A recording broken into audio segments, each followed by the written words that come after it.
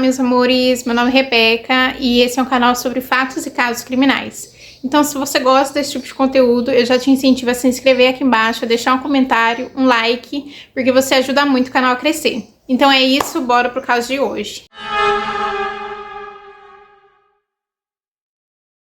No dia 23 de março de 2015, a delegacia de Vallejo, na Califórnia, recebeu uma ligação de um homem chamado Aaron Quinn, relatando que ele e sua esposa haviam sido atacados e que sua esposa havia sido sequestrada durante a madrugada.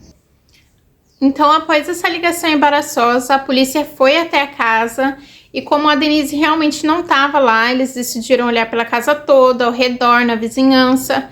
E nisso os policiais perceberam que nada havia sido levado, roubado e que as coisas estavam tudo da mesma forma.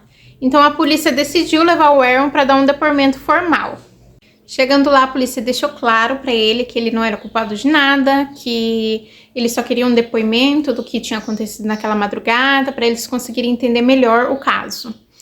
Então ele começa a relatar a mesma coisa que ele já havia dito na ligação, mas de uma forma um pouco mais detalhada, né? Que ele e sua esposa estavam dormindo e que eles foram acordados com uma luz bem forte que ficava piscando, que o impedia eles de verem muita coisa.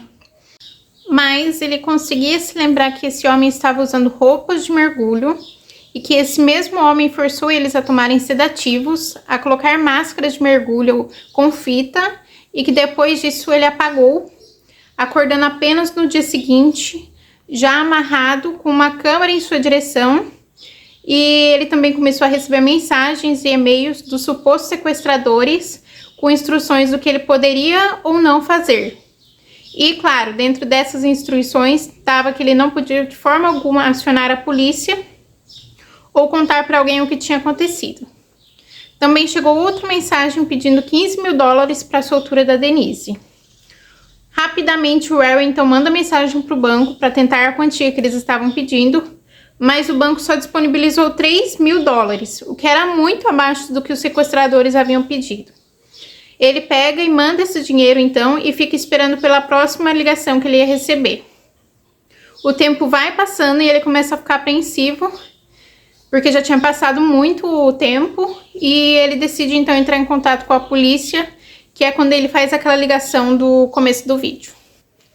A polícia, assim, desacreditou totalmente na história dele e eles começaram a pressionar muito o Aaron, acreditando que ele fosse culpado pelo desaparecimento e talvez até mesmo pela morte dela.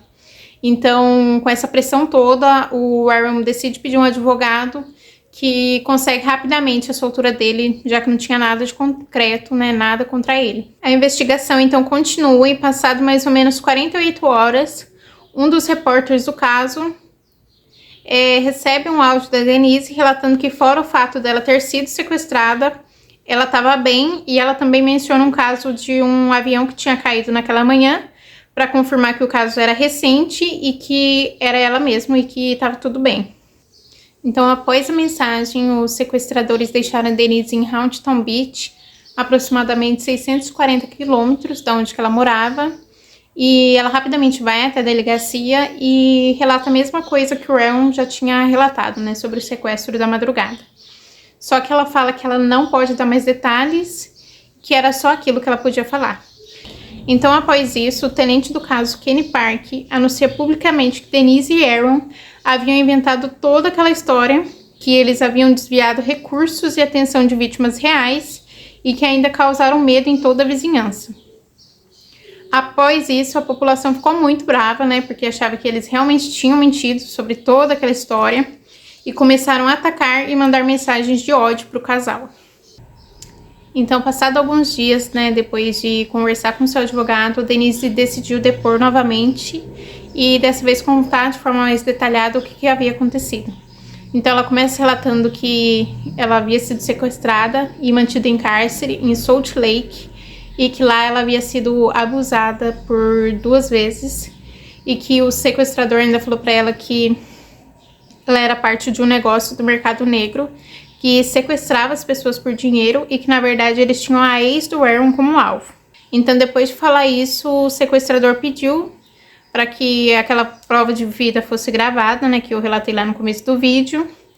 E ele também ameaçou ela que se caso ela contasse alguma coisa sobre o abuso e sobre ele ter servido o exército, ele iria atrás dela e da família dela.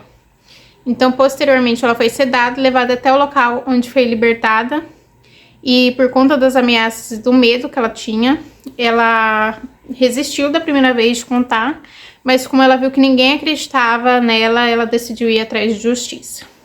Mas assim, mesmo com todo o depoimento completo e detalhado, mesmo assim a polícia não acreditava na história e também não investigava, porque eles simplesmente acreditavam que era tudo inventado, que era tudo armação. Então eles não fizeram nada a respeito. Então os dias foram passando, os meses foram passando, até que a gente chega no dia 8 de junho de 2015, que é quando toda a história toma um rumo diferente. Um homem chamado Matthew Miller foi preso por invasão de domicílio e tentativa de estupro. A polícia conseguiu rastrear o endereço do homem por um celular que ele deixou cair na hora do momento da invasão. Na residência do Matthew, a polícia encontrou evidências que o conectavam com o sequestro da Denise. Então, os policiais encontraram filmagens do que ele tinha realizado, com a Denise, fitas adesivas, óculos e roupas de mergulho. Fora um fio de cabelo loiro que foi encontrado em uma das máscaras, que foi confirmado que era da Denise. Então, com todas as evidências claras contra ele, a promotoria não teve nenhuma dificuldade em montar um caso. Então, em setembro do mesmo ano, Matthew se declarou culpado pelo sequestro do casal e não contestou as acusações de estupro. Também confirmou ser culpado de roubo de residência e cárcere privado.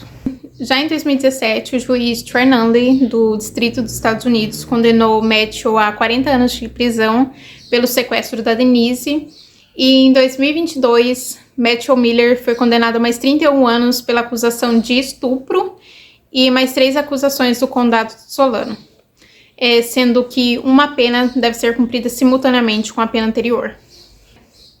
Então, o caso do casal foi finalmente esclarecido, mostrando que eles realmente foram vítimas de um sequestro real, levando também uma indenização avaliada em torno de 2,5 milhões de dólares. Mas somente em 2021 que a polícia pediu desculpas formalmente ao casal. Um extra para vocês, aqui em 2018, Matthew deu uma entrevista para a NBC, falando que ele se sentia muito culpado, ele sentia pena por tudo que o Aaron e a Denise tinham passado, que nem a população, nem os policiais, os delegados, ninguém acreditava na história do casal, até o momento em que ele foi preso. Então, por isso que ele decidiu confessar tudo, porque ele sentia culpa e ele sentia que ele devia uma justiça pro casal, para tudo que eles tinham passado. Ele também nunca confessou o porquê de ele ter mencionado o ex do Aaron, quando ele sequestrou a Denise, ele nunca confessou, nunca falou nada sobre isso. E é isso. O Matthew continua cumprindo sua pena até hoje na prisão federal do Arizona. E o Aaron e a Denise continuam juntos e, inclusive, eles têm 2 filhas lindas. Então é isso, meus amores. O caso de hoje foi esse. Eu quero muito saber a opinião de vocês. E também se inscreva aqui embaixo para ajudar o canal a crescer, Se você gosta desse tipo de conteúdo, compartilha com os amigos. E é isso. Um beijo para vocês e até a próxima.